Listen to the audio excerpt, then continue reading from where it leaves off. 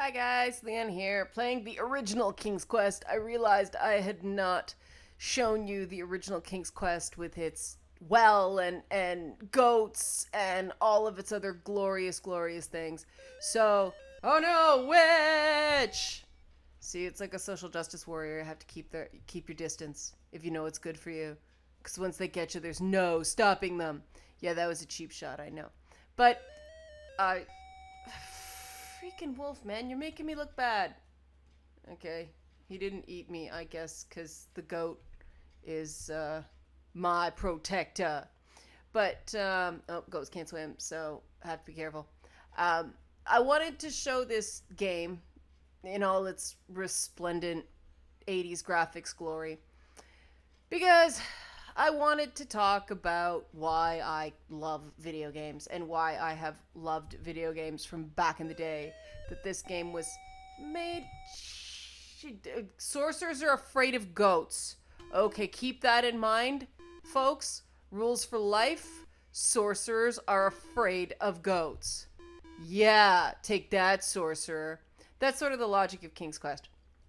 But like I said, I wanted to talk about why I love games because there've been a bunch of stories that I've seen flying around, and some of them are kind of old. They happened during E3, but I was working E3, so I wasn't aware of all the BS that went on around E3, and so I was just um, made aware of the Street Fighter V non-controversy that happened during E3 because of it was just a glitch. But people decided to make it into a controversy, even though it was a bug, and Capcom has confirmed it was a bug. But it was this whole let's talk about treatment of women in video games, and oh no, the sky is falling. Oh no, that's King's Quest 7. But I didn't play King's Quest 7 because there's so much talkie in that. It would make for a very painful video. But, yeah, oh, that's why the wolf didn't get me. I had the fairy spell. That's right. Okay. It's been a while since I played this game, obviously. But this stuff about, oh, it's bad for women and we have to mentor women and all this stuff. Mentorship is great in any business, but this idea that we have to convince women to like games, or we have to, I don't know, it's very strange to me because I've always loved games, and I want to talk about why I love games because I don't think we solve this negative messaging problem with more negative messaging. I don't think that we solve the problem by trying to discredit the people throwing mud. I think we solve this issue by mixing positives with negatives and let the, sane, rational people who make the decisions for mainly their kids about gaming, let them make the decisions for themselves about whether or not gaming is horrendous and awful, and or whether it's good and has positive things, if like anything it's used effectively. So here's my personal history with gaming. I started gaming in 1981, and with arcades and the Atari system, the Atari 2600. And that was I remember being just in awe of Pac-Man in the arcades. And to me it was the fact that you could control something on a screen. I thought that was just absolutely amazing to my young mind. And so, I mean, Atari and Pong, I mean, yes, I played Pong too. And, Centipede, and, Space Invaders, of course, Frogger. It's all those games, yes, absolutely. It was games like this one, King's Quest, with these stories, as, silly as they were at the time, that really took it from, oh, this is a fun thing to do, to a, wow, this is mind-blowing. This is amazing. This is a form of entertainment. And the thing I liked about it as a kid is the how do I put this? It was the ability to tell your own stories within a constructed story. So, like, I can make them do a dance with the goat. Come on, dance, boogie with me. Boogie with me. Boogie down. The goat is not impressed. Look, the goat is derping hard. See, those little moments where you can tell your own story within the story of the game, just those are the things that kept bringing me back to the idea of video games as not so much art as a kid, because I wasn't pretentious back then, but the idea that, there is a relationship between the the the player and the game that's more like that if you're an avid reader and you make up your own stories about a game or about a book world, it's more like that than a movie that you just sort of passively watch and it's one to one and you can't stop the book and think about it and then proceed. It's more like a book that way. But I'm about to show you some violence, so please be aware that people with bad experiences with goats may be triggered by this. Ta-da! Especially if you're yellow-skinned and pink-haired. Yikes. Oh, pink hair. We know what that means in gaming. You should move aside and let the goat take care of this nasty troll. Alright. I wish I could do this on the internet. Doink. Violence. Violence. No, it's not. I'm really kidding. And look at the goat. Like, yeah, I'm bad. I'm bad. Pwned. And I love the goat in this game. You may have noticed that. And so I'm just going to, now that that's taken care of, now the bridge is clear, I'm going to pick up some other stuff, because up ahead there is something I don't want to spoil for you guys, because it's the hardest puzzle in the whole freaking game, and I don't want to solve it on screen. But so I mean, games like this started it, and obviously games like Baldur's Gate and Planescape Torment and stuff like that continued it. Police Quest, Leisure Suit Larry, and people are like, oh, Leisure Suit Larry, how could a kid be watching that? Well, deal. I didn't turn into an axe murderer. It was a goofy little game. Yeah, I was too young to be playing it. Hello, fairy.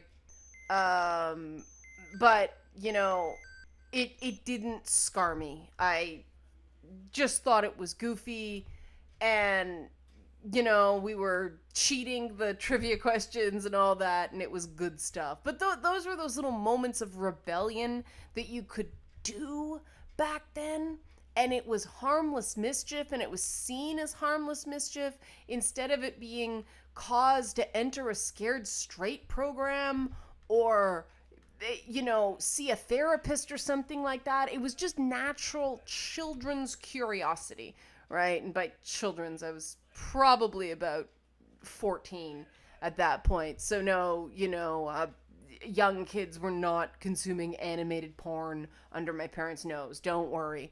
And so, Quest for Tires was another one that I loved on the Commodore 64. But these games were, maybe I should save. Oh no. Oh, I can't do it. I'm gonna have to come back.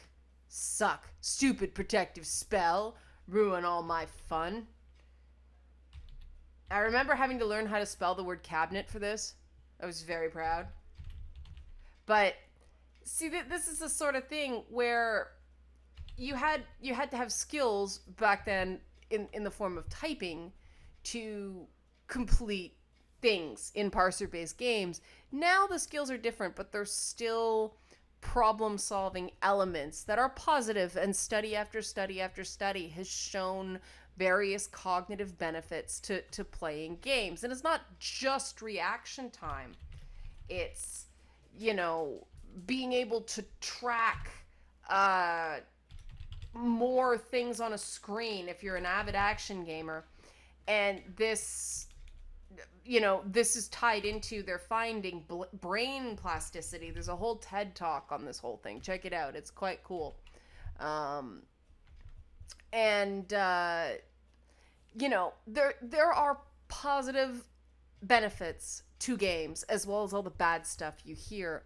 But to me, the thing that continues to amaze me about being a gamer is those moments of commonality with people that I otherwise have absolutely nothing in common with on paper. These shared experiences of games and these moments where you can share, the OMG moments with other people or laugh about something really cheesy. Those shared experiences. And King's Quest is a game that's bringing a lot of that back for people. The fact that I was such a big fan of this game that the developer hugged me by the end of E3. I mean, that's gaming to me, right? Not all this other silly stuff. That's gaming. That is what I always think of with gaming. And to me, the whole trash talk element should be nonsense. It should all be sort of in fun, and there shouldn't be malice in it. To me, it's more like basketball trash talk and less like, the scary stuff that goes online. And this is one of those amazing moments in drumroll. Look, they're doing drumroll. And because it's a magic ball. Huzzah!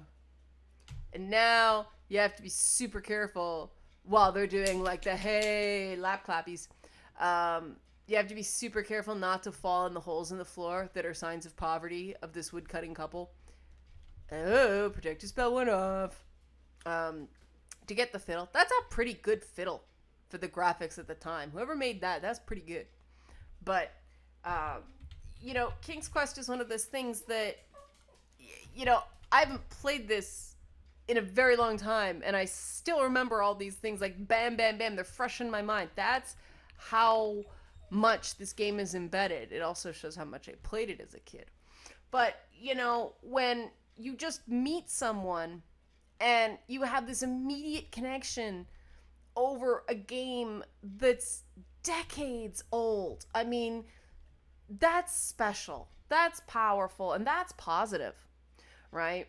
And I was talking to somebody at length last night. It was supposed to be a business call, but we're both gamers, so of course we talked about business for about an hour and then spent 2 hours talking about video games. But I mean, we ended up talking about Dragon Age Origins and various things about it, and then we. Okay, that's an ogre, guys. It's not an angry beaver. Don't be fooled. But, I ended up quipping after we had this whole conversation about the good old days of BioWare. Back in my day, BioWare told stories. It didn't stretch plot over massive environments, and you never get out of the redwood hinterlands, But we were talking about the romance options in Inquisition and the Alistair romance option, and I finally quipped at the end of it, like, dude, you and I, we're about as different as two people can be, and we both dated the same dude, and it's not weird. That is the power of gaming. And of course I was joking, but what a great line.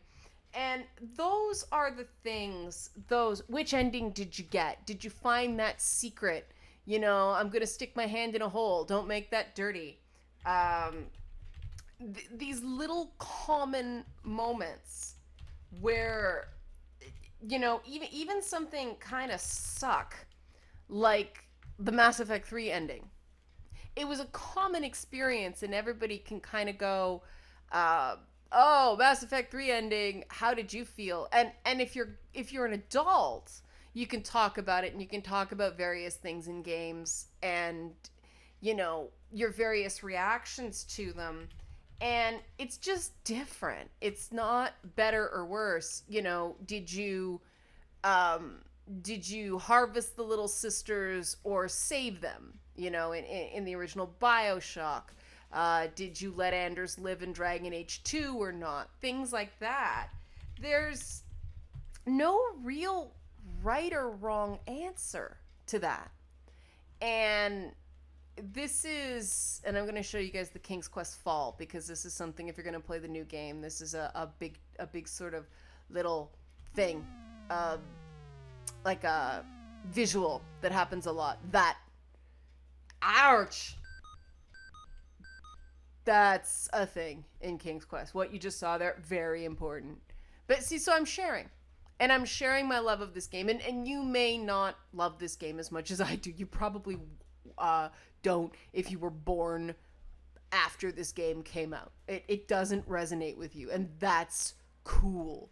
It shouldn't. That's why, if it does, great, your wives beyond your years. But the reason people keep making games is so this generation can have games they love as much as, we had games that we loved. And there are always going to be different games, always. I mean, Skylanders is the new Mario, right? I mean, Skylanders is the game that when the kids of today grow up, they're going to be talking about with their friends the way we talk about Mario. Minecraft is another one. The Lego games, those are the ones that are the nostalgia of tomorrow. And the cool thing about games is that they transition from childhood play to adult play extremely well, and you can get exceptionally mature stories and grapple with some really difficult things. But then you can go back and play a game like Skylanders and find it absolutely fulfilling, get something out of it, and still think it's pretty darn fun.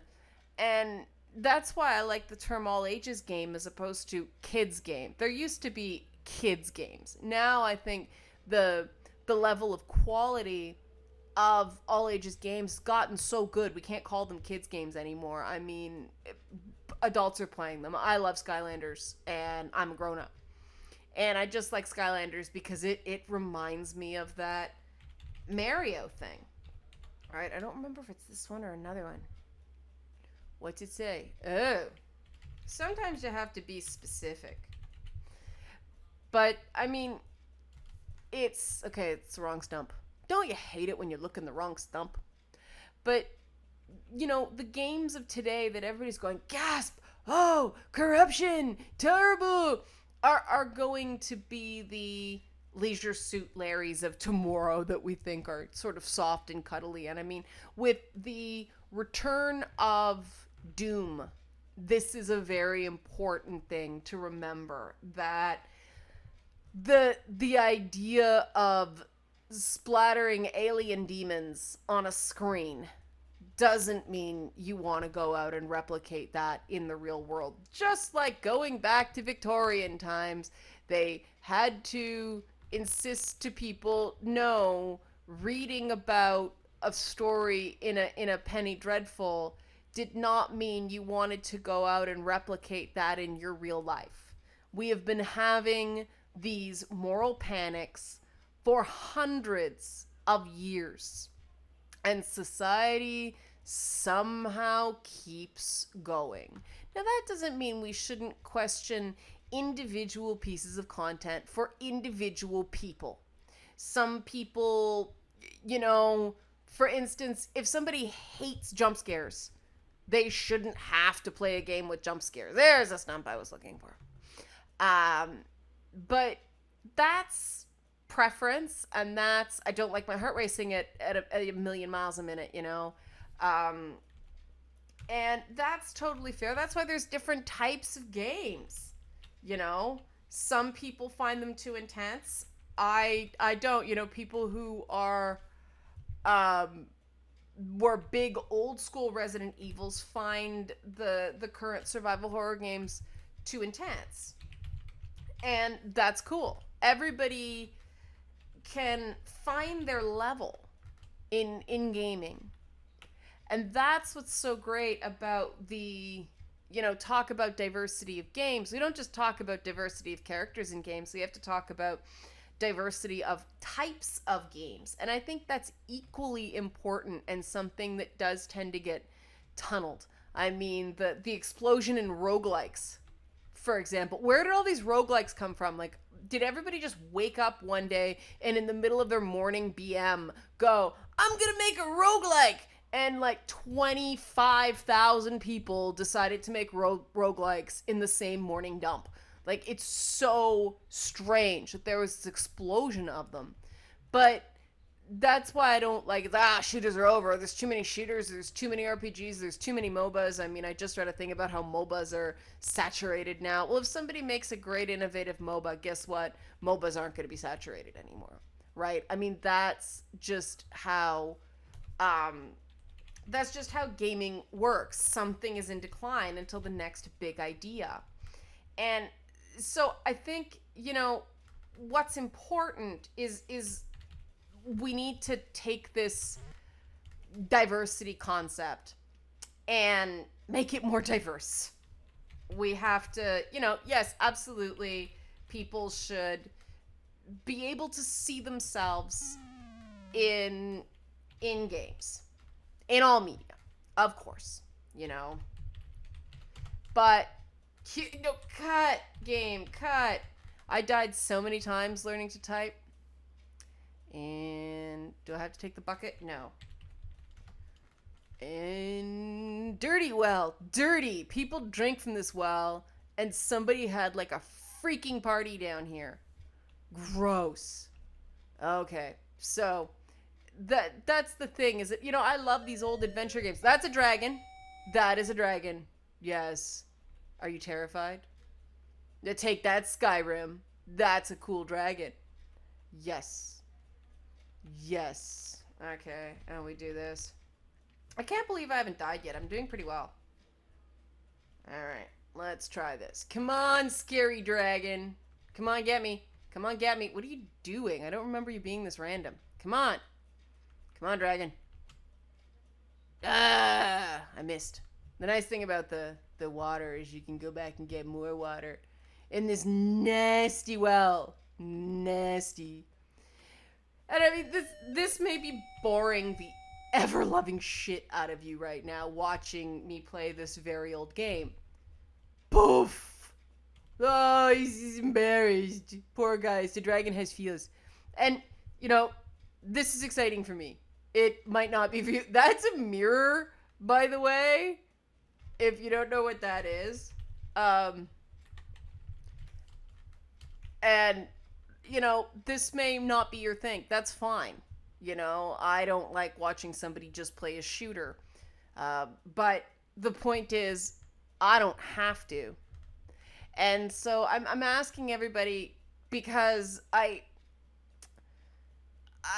feel like with a lot of the anger and the animosity on Twitter of late, and YouTube comments and all this stuff, people have started forgetting, when they start lecturing me about how gamers feel about things, that I'm a gamer too, and I have been for a very long time, probably longer than a lot of the people who are lecturing me about how gamers feel about things. And right. Game. Come on. Oh, right. Game.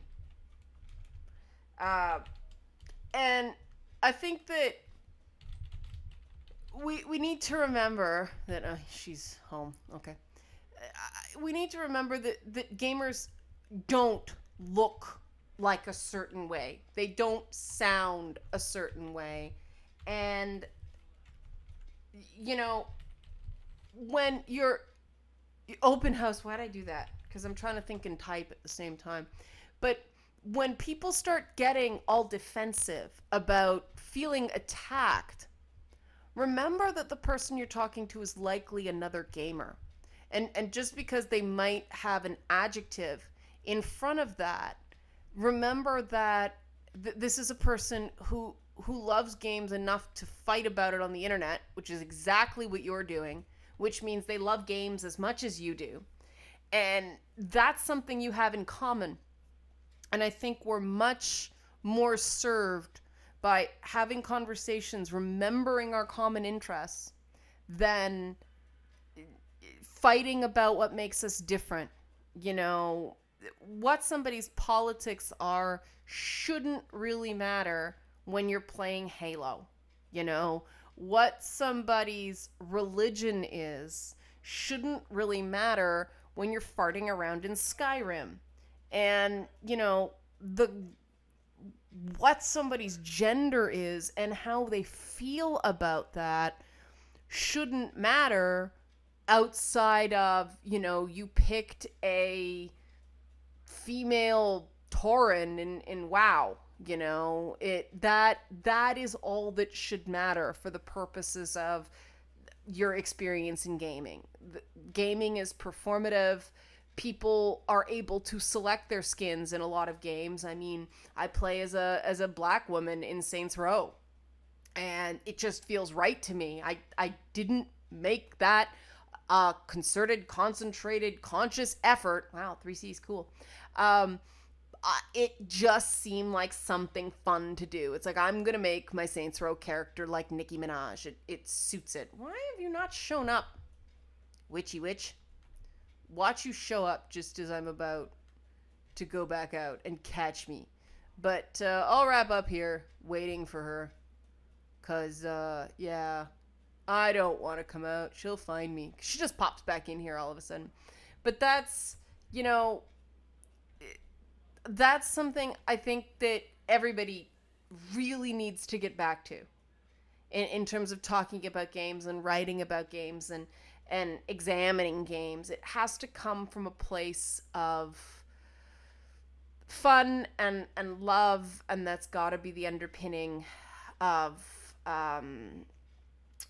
what we do moving forward. And I'm of course going to set an example here. I'm going to be more conscious of that in these videos and in my own communications, and I'm going to overdo it just to make a point, because somebody's got to. Somebody's got to stop the petty, stupid fighting over stuff that's really not that important that's been going on all over the place. If it was one area of the internet, I'd be like, no big deal. That's just Twitter or Tumblr or YouTube or, you know, whatever message board you're on, Reddit, whatever. But it's everywhere. It's everywhere. And people are saying that's just the internet. The internet itself doesn't write anything, guys. People do. You're writing that shit post, not the internet, you know? And that's something we have to remember. So please, if you're talking to another gamer, even if they like Gone Home, you know, even if they like a game like that you don't like, remember they are a gamer and they probably love games just as much as you do. It might be in a different way. And if you think they're not as big a gamer and you think they're not as educated or aware or familiar with games or the types of games you like, help them along. Don't shame them for that, and don't invalidate their opinion because of it, because we all had to start somewhere. We all started off as neophytes knowing nothing, and we had to do that first. You know, hey guys, what's this? I'll show you guys the witch. I'm waiting to come back. There she is! And Grayskin. Share the love of games with these people that you think don't know very much about them. Oh, nice. Don't attack them for having a different opinion. Don't claim they don't have the right to talk about them because they don't know as much as you do. Help them. Help them see games as a positive force through the positive impact it's had on your life. I really think, yeah, I know it's the Paragon choice, but I really think that we have a better chance this way of you know, the control ending than we do blowing the whole thing up, right? And we're back to the ending of Mass Effect 3. Okay, guys, thanks for listening. This was longer than I thought it would be, but hope you enjoyed King's Quest. Well, I still wait for this witch. She's not gonna show up. I'm gonna have a party in your house, witch, and invite all my friends, and we're gonna dance around your house and wreck your stuff with our. Oh, there she is. All right. She didn't like the idea of having like a gay feathered cap dance party in her house. Why did it become a gay dance party? I have no idea why. Because my friends are a king that wears pink and a fairy. So that's why it became a gay dance party. See, don't get offended by that. It meant nothing. Poof. Oops. Poof. Violence.